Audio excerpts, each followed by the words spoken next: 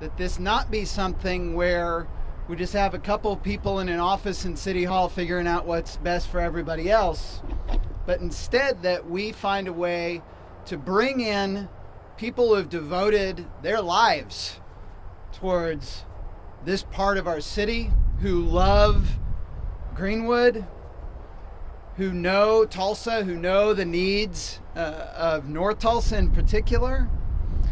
And I am so thankful that each one of the people that I asked to serve on our Greenwood Kirkpatrick Heights Leadership Committee agreed to do so.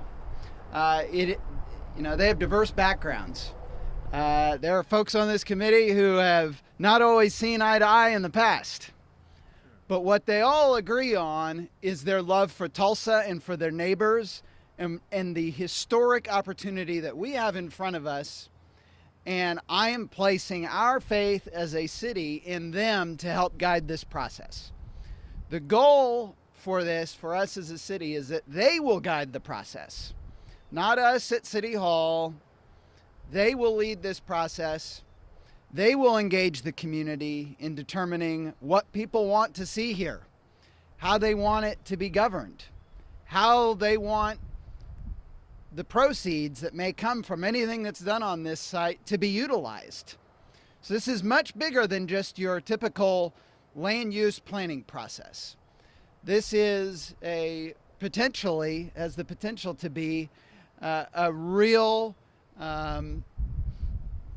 best practice for the whole nation in how a community can rally together in one place and determine what's best for themselves, and how a city government can utilize the resources it has to support that dream and that vision.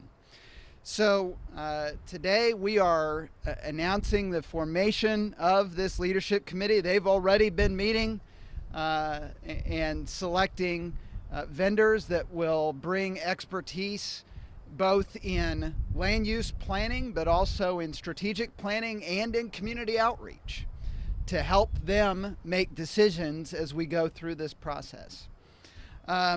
Many of them are standing behind me. I know you're going to hear from several of them as we move forward. But our goal as a city of Tulsa is that we know we only have one chance to get this right. And we want to make sure that we are properly engaging this community in what its dreams are for Kirkpatrick Heights and Greenwood. And so I want to thank them for their leadership, for their willingness to do what is clearly and obviously going to be hard work in the months and years ahead to get this right. But I have complete confidence in their devotion to Tulsa and amongst the range of them, their range of experience and collectively what they can bring to this effort. For this plan, we're hoping to determine what an economically sustainable development program looks like.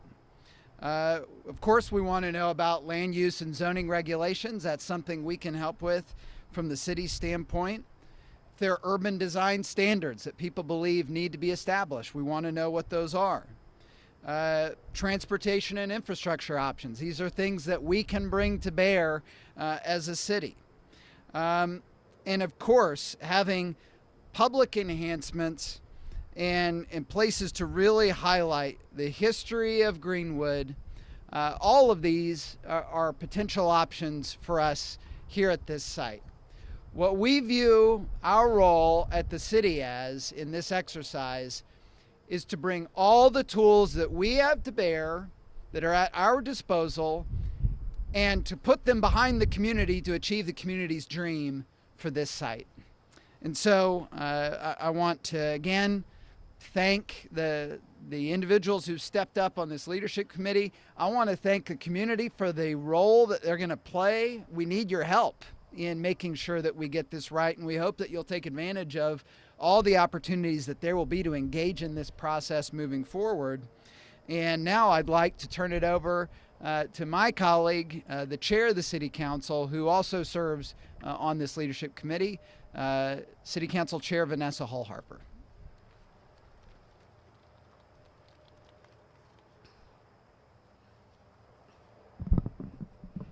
Thank you, Mayor.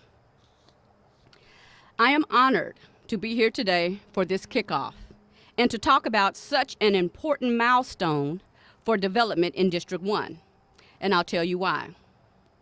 In order to really grasp the importance and significance of this land, this city, and this state, we must understand its history.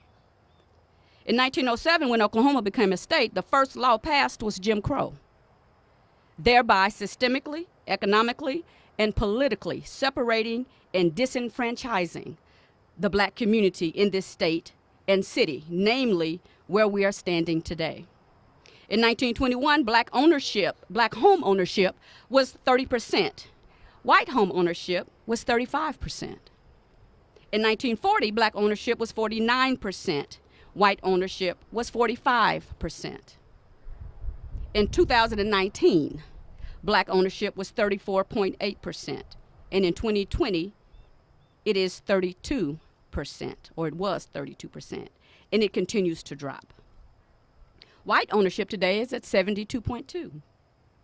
We must understand that these statistics are not blaringly disparate because of bad luck, but rather these disparities exist due to systemic and institutionalized racist practices.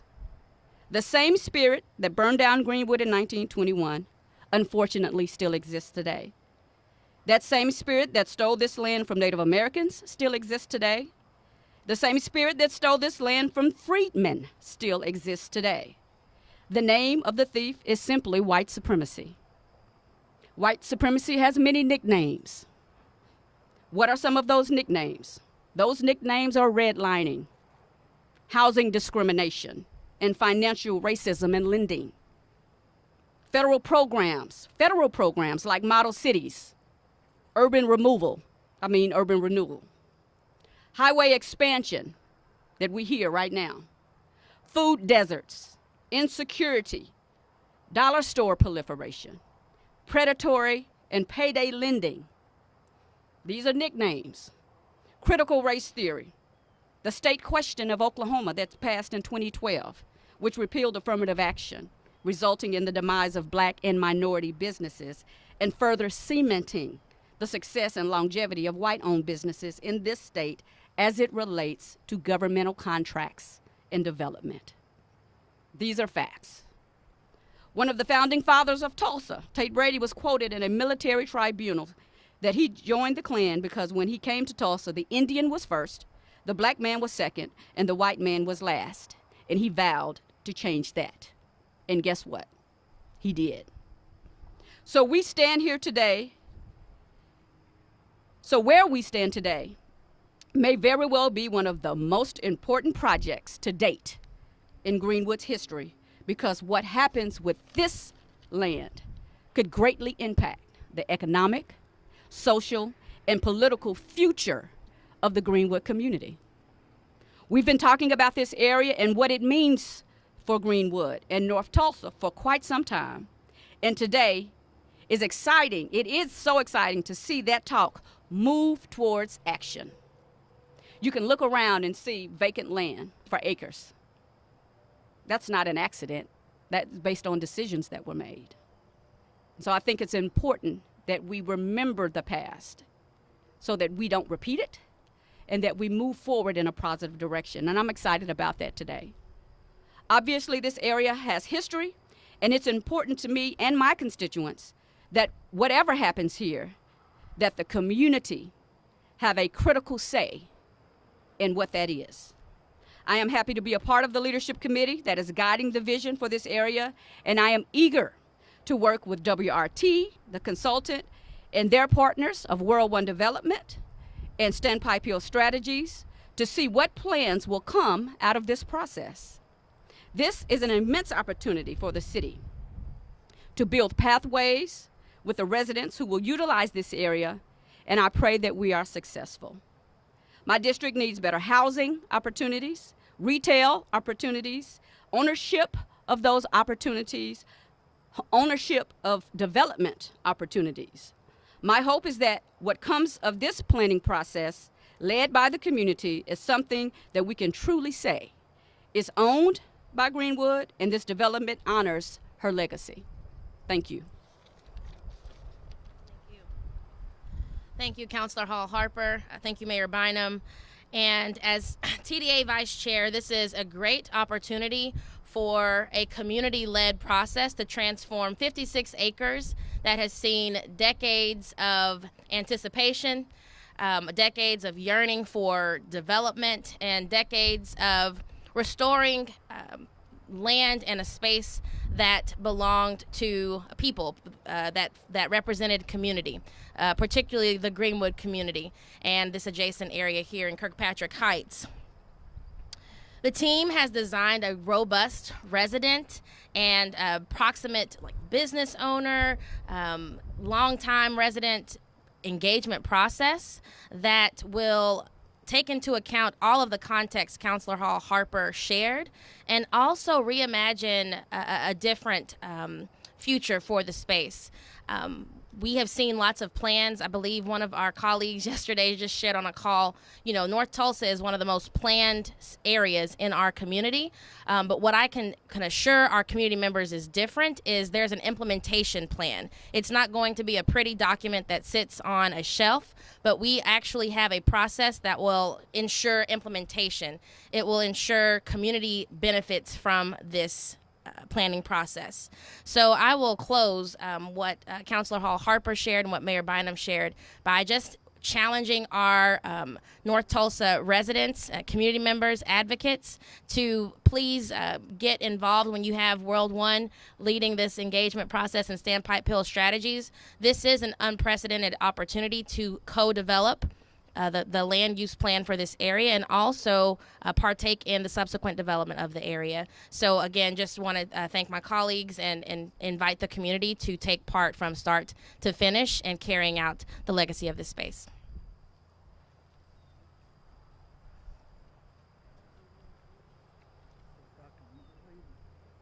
No? Okay.